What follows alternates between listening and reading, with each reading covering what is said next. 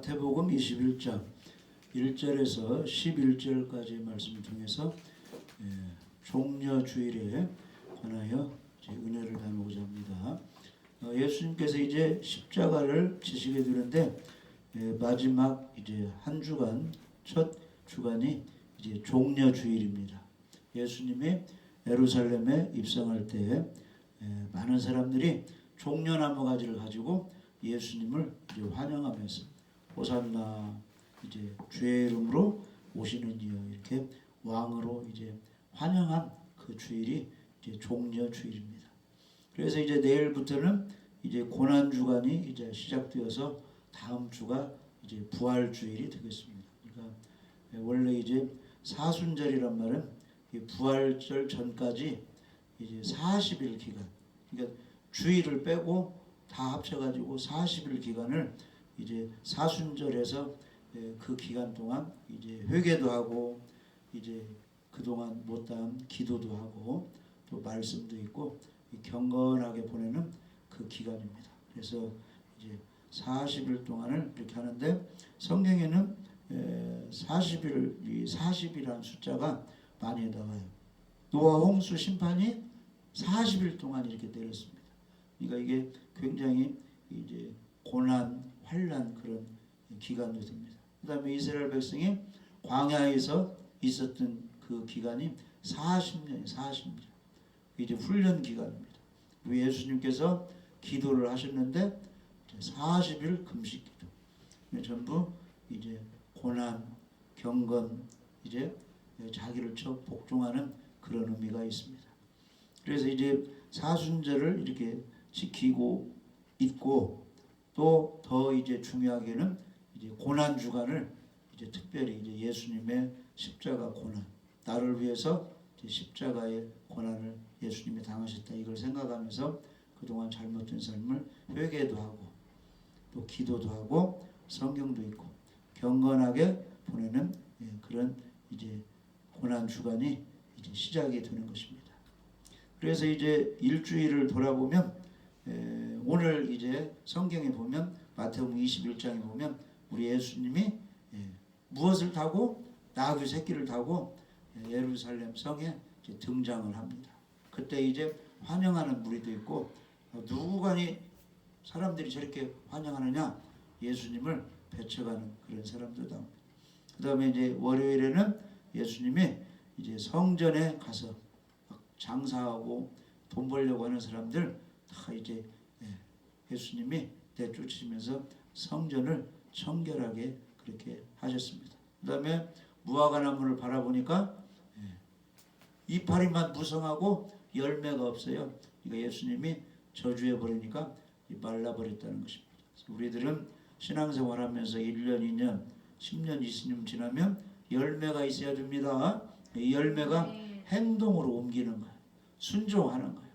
그래서 이제 겸손도 하고 온유도 하고 사랑도 하고 남을 비판하는 사람이 비판도 않고 입을 딱 다물고 그런 것이 이제 열매로 이렇게 맺어집니다. 행함이 있어야 됩니다. 화요일은 예수님이 성전에 그 헌금궤, 연복궤가 있는데 거기에 많은 사람이 헌금을 했는데 과부가 2렙돈을 넣었는데 예수님은 다 보시잖아요. 생활비 전부가 동전 2개 있는데 그걸 다 넣어버렸다는 거예요. 그러면 칭찬했잖아요. 생활비 전부를 넣어버렸다. 그러니까 하나님은 생활비 전부 내라는 것이 아니고 소득의 10분의 1을 내라. 그러면 그런 것쯤은 하나님께 이렇게 드려야 되겠죠? 감사하고. 또 하나님 전에 올 때 빈손으로 오지 말라. 그러니까 주일만큼은 또 이렇게. 어디는 계속 그냥 헌금 걷어요. 어떤 교단은 수요 예배 때도 금요일 때도 새벽에도 계속 헌금 시간이 있어. 근데 그렇게는 못할 망정 주일에는 빈손으로 오지 말고 주일 예배 정성껏 이렇게 드려. 그런 것을 하나님은 보시는 겁니다. 그 다음에 수요일에는 이제 한 여인이 이제 그 예수님 몸에 옥합을 깨트려가지고 300데나리온, 지금으로 말하면 막 2천만 원, 3천만 원 분량의 그것을 막 다 쏟아 부었어요. 예수님은 이제 앞으로 죽으실 분이라 그 장례를 이제 기념하기 위해서 그걸 예수님이 보고 칭찬을 하였습니다. 야, 복음이 전파되는 곳에는 이 여인의 헌신도 좀 전해서 예수님을 말로만 믿는다 하지 말고 헌신 봉사 충성하도록 가르치라. 그러니까 여러분들 많이 충성하시기 바랍니다. 젊을 때 하나님을 기억하고 힘이 있을 때 봉사도 하고 기도도 많이 하시고 전도도 하시고 충성하시기 바랍니다. 목요일은 우리가 잘 아는 대로 오늘 우리가 이제 성찬식을 하는데 목요일 밤에 저녁 식사 끝나고 예수님께서 그 식탁에 떡이 있고 포도주가 있습니다. 이 떡을 받아 먹으라. 이것은 내 몸을 상징한다. 이 잔을 받으라. 이것은 앞으로 내가 너희들의 죄 용서를 위해서 흘리는 피다 하면서 이것을 예수님이 오실 때까지 기념하라 해서 성찬식을 제정하고, 금요일은 우리가 잘 아는 대로 예수님이 재판받아가지고 오전 9시에 십자가 달려서 6시간 동안 고통을 당하시고 오후 3시에 이제 숨을 거두시게 되는 것입니다. 그리고 토요일은 무덤 속에 안식했다가 다음 주일 이제 부활주일에 빠바박 해서 예수님이 이제 새벽에 부활하시는데, 그 부활 예수님을 제일 처음 만난 사람이 평상시에 예수님을 사랑했던 막달라 마리아 여인들이 처음 예수님을 만나게 됐습니다. 우리는 매일매일 예수님을 만나야 됩니다. 찬양하며 기도하며 성경 읽으며 주님을 만나고 주님과 동행해야 됩니다. 그래서 오늘은 이제 예수님이 예루살렘에 입성한 이 종려주일을 한번 생각해 보겠습니다. 그래서 예수님이 이제 마지막 주일을 보낼 때가 살아생전에 이제 오늘입니다. 종려주일 일요일. 그래서 예수님이 부활하신 후에도 그 예수님의 모습을 우리가 만날 수 있지만 예수님이 살아계실 때 생전의 모습은 이제 주일날은 이제 종려 주일에 그 예수님이 예루살렘에 입성하게 되었습니다. 그런데 예수님이 무엇을 타고 입성하셨느냐? 나귀 새끼를 타고 이렇게 입성하였습니다.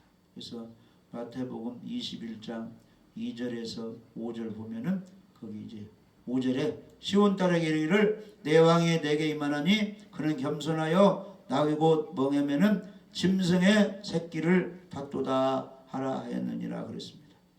왜 예수님이 나귀를 타셨느냐? 거기는 의미가 있습니다. 예수님께서 나귀를 타고 가신 것은 그리스도의 신성과 인성 중에 예수님은 두 가지 성품이 있어요. 신의 성품이 있고 사람의 성품이 있는데 예수님이 나귀 새끼를 타고 간 것은 예수님의 인성을 우리에게 알려주고 있습니다. 즉 이 땅에서 예수님의 낮아진 모습을 우리에게 보여주고 있습니다. 하나님이 이 세상에 오셔서 낮고 낮아졌습니다. 낮은 짐승 구유에 예수님이 태어나고 가난한 그 집안에서 예수님이 사셨습니다. 그래서 예수님이 나귀를 타고 하신 모습은 사람의 모습이지만 예수님의 겸손을 우리에게 보여주고 있습니다. 사람이 타는 동물로는 말과 나귀가 있습니다. 그런데 말은 전쟁 때 주로 쓰고 화려하고 힘 있는 그런 사람들이 이제 말을 타는데, 우리 예수님은 예루살렘 성에 입성하실 때 나귀 새끼를 타셨다는 겁니다. 예수님은 평화를 상징하고 낮아지신 분이고 겸손한 분을 우리에게 알려주고 있습니다. 그래서 예수님은 우리들도 항상 이 세상에 나갈 때 자기를 낮추고 겸손하고 온유한 모습을 보여야 되는 것입니다. 나귀 새끼는 때리면 맞고 그냥 뭐 사람만 물건만 다루고 그냥 일만 하는 거예요. 우리 예수님이 오셔가지고 예수님이 과시하지 않고 그냥 기도하셨고 여기저기 다니면서 전도하셨고 어려운 사람 오면 다 고쳐주셨고 나중에는 십자가의 고통을 당하시고 생을 마감하셨습니다. 겸손하게 하나님 아버지께 순종하신 것입니다. 그래서 우리도 예수님의 모습을 본받아야 됩니다. 누군가 물속에 빠졌어요. 막 죽어가고 있어요. 건질려면 어떻게 해야 돼요? 누군가 물속에 뛰어들어야 그 사람을 건질 수가 있죠. 화재 현장 불이 났어요. 불을 끄려면 이 소방관들이 어디로 뛰어들어요? 화재 현장으로, 불 속으로 뛰어들어. 저 집안에 지금 불이 타고 있는데 어린아이가 있습니다 하면 소방관이 또 그 안에 막 뛰어들어. 같이 죽기도 하고. 근데 우리 예수님이 이 천한 이 지구 이 세상에 오셨어요. 하나님으로 계셨다가 겸손하게 낮아진 모습으로.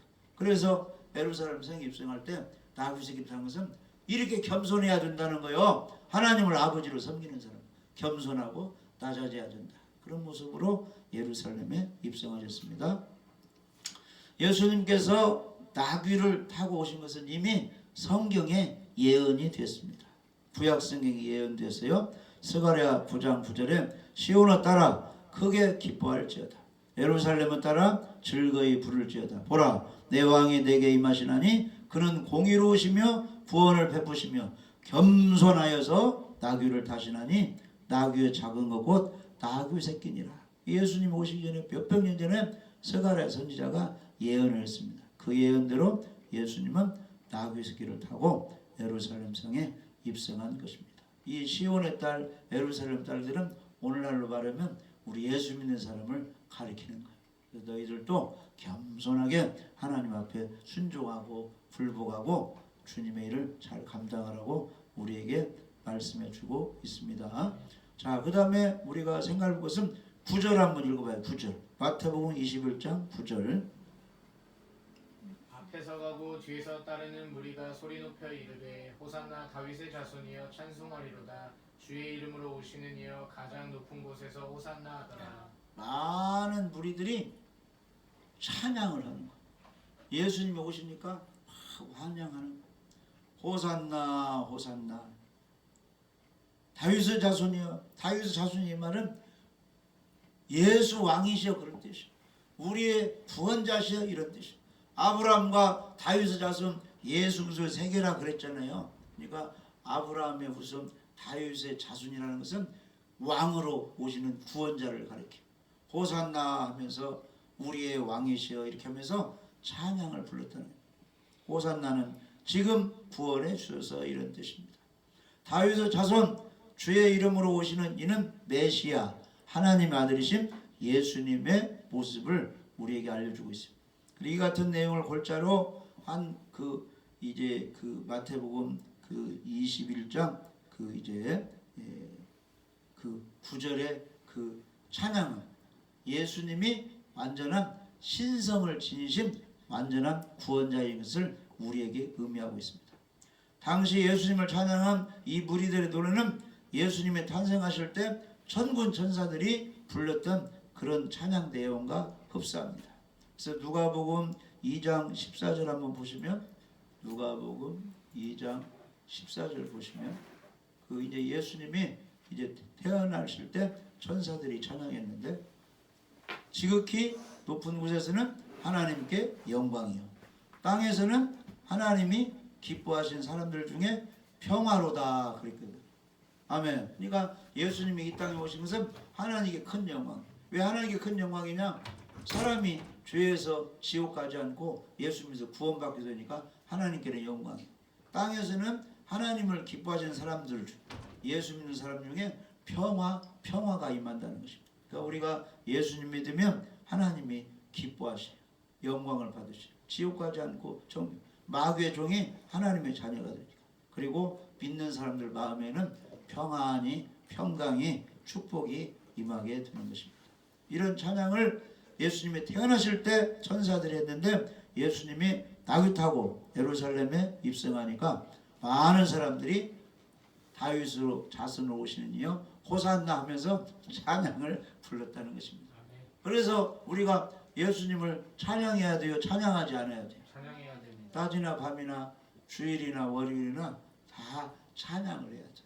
이 새들이 찬양하고 풀들이 찬양하고 만물들이 찬양하고 태양 별들이 찬양하고 우리 예수 믿는 사람들이 하나님께 찬양을 올려야 되는 것입니다. 아멘. 이사야 43장 2절 이사야 43장 21절 이 백성은 내가 나를 위하여 지었나니 나를 찬송하게 하려 함이니라. 하나님이 사람을 지으셨대요. 찬송 부르라고 영광 돌리라고. 이사야 43장 7절에는 영광을 돌리라고 이렇게 우리를 지었다는 것입니다. 내 이름으로 불려지는 모든 자고 내가 내 영광을 위하여 창조한 이를 오게 하라. 내가 그를 지었고 그를 내가 만들었느니라. 아멘. 그러니까 어디에서나 이 주일 예배 때는 찬양이 울려 퍼져야 돼. 우리 마음속에는 구원의 감격, 기쁨이 샘솟아야 됩니다. 근데 마귀는 어떻게 하는 거예요? 찬양 못하게 하고 기뻐하지 못하게 하고 이 환경을 보고 원망 불평하게 그렇게 만들고 있는 것입니다. 그래서 우리는 항상 주님을 바라보고 주님의 십자가를 바라보고 그 구원을 바라보고 항상 기뻐하며 찬양을 올려야 되는 것입니다. 마태복음 21장 9절에 앞에서 가고 뒤에서 따르는 무리가 소리를 높여 이르되 호산나 다윗의 자손이여 찬송하리로다. 주의 이름으로 오시는 이여 가장 높은 곳에서 호산나 하더라. 찬양. 그래서 가장 강력한 믿음이 있고 그 능력 있는 사람들은 찬양을 해버리는 찬양. 할렐루야. 집에서 어디서니 찬양을 크게 곡조에 맞춰서 정성껏 큰 소리로 힘있게 찬양하면 귀신이 벌벌 떨고 다 물러가요. 빌립보 감옥에서 캄캄한데 할 일이 뭐예요? 에라 모르겠다 기도하고 찬양을 해버렸더니 옥문이 열리고 지진이 일어나고 이 쇠고랑이 다 끌려져. 간수와 구원받는 역사가 나타났잖아요. 그러니까 하나님이 일하시게 해버려야 돼요. 하나님이 감격되게 해야 됩니다. 성경을 막 읽어버리세요. 기도 시간 정해놓고 해버리세요. 찬양 해버리세요. 예배 드리세요. 그럼 하나님이 일하시는 것입니다. 할렐루야. 그 여리고성 무너질 때 한 것이 뭐예요? 나팔 불면서 그냥 돌았어요. 그냥 아무 말 하지 말고 돌아라 돌아라. 7번째는 7바퀴 돌아라. 그냥 돌아버리고 나중에는 고함 쳐라 무너지라. 무너지라 함성하니까 와르르 무너진대. 누가 일하시는 거예요? 순종하는 거 보고 나팔 부는 거 법궤면 제사장들이 쭉 순종하는 걸 보고 하나님이 일을 하시는 겁니다. 아멘. 강하고 담대하게 예배 드릴 때 예배 드리고 찬양할 때 찬양하고 기도할 때 기도하고 하면은 일은 하나님이 하시는 겁니다. 대신 겸손해야 됩니다. 할렐루야. 예수님이 예루살렘에 나귀 타고 오니까 호산나 막 찬양하는 무리들이 있어요. 그래서 21장 8절에 보면 무리의 대다수는 그들의 겉옷을 길에 펴고 다른 이들은 나뭇가지를 베어 길에 펴고 그랬습니다. 이게 예수님이 맨 땅에 오시지 않게 자기들이 막 옷을 벗어가지고 깔아드린 거예요. 그것은 예수님을 존경하고 왕으로 구원자로 대접해 드리는 것입니다.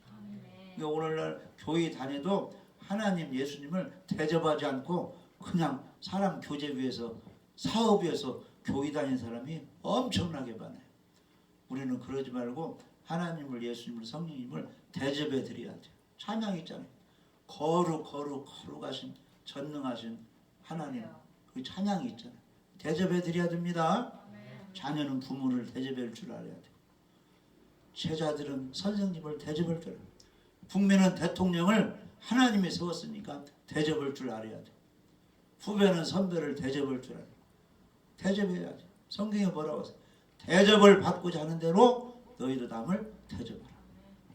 특히 하나님 예수님 성령님을 지극히 높으신 분 구원자로 만왕의 왕 만주주로 잘 대접해 드려야 됩니다. 하나님 앞에 나와가지고 1,000원짜리 예물 드리고 장난치는 거예요. 그러면 절대 안 돼요. 하나님을 왕으로 대접해서 정성껏 하나님께 바치고 드려야지. 우리 몸도 정성껏 드려야지. 면접 보러 갈 때는 멋있게 입고 하나님 앞에 나올 때는 쓰리바짝 끌고 대충 나오면 그게 되겠습니까? 자다 말고 세수도 않고 하나님을 대접해 드려야지. 고람대오가 하나님 앞에 내가 서 있다. 하나님이 보고 계시다. 이런 자세를 사는 것이 고람대오예요. 지금 그냥 목사 앞에 있는 게 아니라 지금 하나님 앞에 와 있다. 할렐루야. 그런 사람을 하나님이 복을 주시는 거예요. 아멘? 사람도 알아보잖아요. 저 사람이 지금 정성 있는가 대충 지금 말도 안 듣고 그냥 가만히 앉아있는 거 이거 다 알고 있잖아요. 하나님은 더 잘 아시니까 겸손한 마음으로 대접해 드려야 돼. 그래서 사람들이 겉옷을 보고 길에 펴고 나무가지를 갖다 막 이렇게 깔아드린 것은 예수님을 귀한 분으로 왕으로 지금 대접해드린다. 우리가 잘 대접해줘야 됩니다. 열왕기하 9장 13절에 보면은 예후가 왕이 되었어요. 그러니까 많은 정치하는 사람들이 대통령이 바뀌었네? 잘 보여야지 해가지고 왕하 9장 13절 한번 얘기해. 보니까 이제 왕이 바뀌었어. 그 왕에게 잘 보여야지 해가지고 열왕기하 9장 13절에 그 사람들이 어떻게 했느냐. 그 당시 문화가 무리가 각각 자기의 옷을 급히 가져다가 섬돌 위 곧 예후의 밑에 깔고 나팔을 불며 이르되 예후는 왕이라 대접해 줬다는 거예요. 왕에게 잘 보여야 됩니다. 우리는 예수님께 성령님께 하나님께 잘 보이면 돼요. 아멘. 그래서 진짜 믿음 있는 사람은 하나님께도 칭찬받고 사람에게도 칭찬받는다. 쉽게 말하면 하나님께도 잘하고 부모에게도 잘하고 시어머니도 잘하고 장모님에게도 잘하고 교인들도 잘하고 다 인정받는다 그런 뜻이에요. 어떤 사람은 하나님께만 잘하고 고르반 하고 부모님께도 잘못하고 형제들끼리 싸우고 그런 교회 다니는 사람도 하는데 그러면 안 되는 거예요. 진짜 믿는 사람은 하나님께도 잘하고 이웃에도 잘하고 직장에서 인정받고 학교에서 인정받고 단체에서 인정받고 교회에서 인정받고 다 인정을 받는다는 것입니다. 그래서 우리는 안과 밖이 똑같아야 돼요. 말하는 것과 행동이 똑같아야 됩니다. 그래서 예수님을 그렇게 정성껏 대접했습니다. 자, 마지막으로 예수님이 예루살렘 성에 나귀를 타고 입성하셨는데 두 가지의 무리들이 나왔다는 겁니다. 자, 10절 한번 읽어봐요. 마태복음 21장 10절. 예수께서 예루살렘에 들어가시니 온 성이 소동하여 이르되 이는 누구냐 하거늘. 자, 예루살렘에 오시면 소동해야 돼요. 찬양하고 막 옷 깔아드리고 맞이해야 돼요. 그렇게 맞이해야 되는데 어떤 무리들은 소동이 일어나고 아니 어디서 지금 무슨 소리들이 찬양 소리가 나냐 누구이기에 지금 왕이 따로 있는데 하면서 막 소동이 일어났다는 것입니다. 이것은 오늘날도 예수님이 우리의 죄를 용서해 주셨고 구원자고 종려주의를 지켜야 됩니다. 고난주간을 지켜야 됩니다. 부활주의를 지켜야 됩니다. 해도 교회에 다니지만 그냥 소동이나 일으키고 감사치도 않고 부활절이 뭐요? 고난주간이 뭐요? 종려주의 뭐요? 아무 무관심한 사람들이 있다는 거예요. 물론 안 믿는 사람은 교회에 대해서 무관심하고 복음 전도에 무관심하지만 교회에 다니면서도 그냥 무관심한 사람이 있다는 거예요. 이번에 종려주일입니다. 고난주간입니다. 부활절입니다. 전혀 반응이 없이 그냥 세상적으로 계속 들로 산으로 그냥 일하러 다니고 그런 사람이 있다는 것입니다. 소동하는 사람이 있다는 것입니다. 자, 예수님이 아기 그 예수로 이렇게 태어나실 때 헤롯 왕 그쪽은 소동이 일어났어요. 내가 왕이고 우리 자식들이 왕이 되어야 되는데 문 유대인의 왕이 지금 태어났다고 하느냐 막 소동이 일어나고 그게 누구냐 하면서 죽이려고 했는데 동방박사 예루살렘 그 베들레헴 그쪽에서 양치는 목자들은 어떻게 했어요? 예수님 찾아가서 경배했잖아요. 할렐루야. 그러니까 우리 예수님이 종려주일 고난주간 부활절 생각하면서 십자가를 지시고 부활하신 예수님을 그동안 잘못 믿으면 잘 믿으려고 하고 찬양 안 했으면 찬양하려고 하고 기도 안 했으면 기도하려고 하고 예배 등 안 했으면 예배 드리려고 이 생활을 잘못했으면 말 조심하고 생활 잘하려고 이렇게 노력을 해야 주님이 기뻐하시는 것입니다. 아멘. 할렐루야. 그래서 소동한 무리가 있는가 하면 거절하는 무리가 있는가 하면 11절 한번 봐요. 마태복음 21장 11절 무리가 이르되 갈릴리 나사렛에서 나온 선지자 예수라 하니라. 어떤 사람들은 예수님을 정확히 이렇게 알려줬습니다. 갈릴리 나사렛에서 나온 선지자 예수입니다. 이 말은 이 지금 나귀 새끼 타고 겸손한 모습으로 예루살렘에 온 이분은 선지자 예수님, 구원자 예수님, 제사장 예수님이십니다. 우리의 구원자이십니다. 그러니까 당신도 나가서 옷도 깔아드리고 같이 호산나 찬송을 부르세요. 이런 무리가 있다는 것입니다. 아멘. 그러니까 세상에서 살다가 교회 왔다 갔다 하다가 이게 무슨 행사예요? 오늘이 종려주일이고 다음이 고난주간이고 그 다음 주일이 부활주일입니다. 왜 부활주일로 지키는 거예요? 예수님이 십자가에 죽으셨는데 우리의 죄를 지고 죽으셨다가 3일 만에 부활해서 부활절로 지키는데 1년에 한 번씩 지키는 것입니다. 당신도 함께 그 예수님 믿으시고 부활절을 지키시고 이 종려주일에 예배 드시고 주일이 되면 교회 나와서 예배 드리고 하나님께 찬양을 부르세요. 이렇게 해서 전도도 하게 되고 함께 예배에 동참하면 누가 기뻐하시는 거예요? 우리 하나님이 기뻐하시는 것입니다. 그래서 오늘은 종려주일, 예수님이 세상에서는 마지막 주일을 보내고 이제 금요일날 십자가를 지시고 이제 다음 주일은 부활절로 지키는 것입니다. 그래서 그 예수님을 기억하면서 예배도 잘 들으시고 찬송도 하시고 그 예수님을 정말로 왕으로 우리의 구원대로 잘 대접해 드려서 영광 돌리시고 그분의 큰 축복을 받으시기를 주님의 이름으로 축복합니다.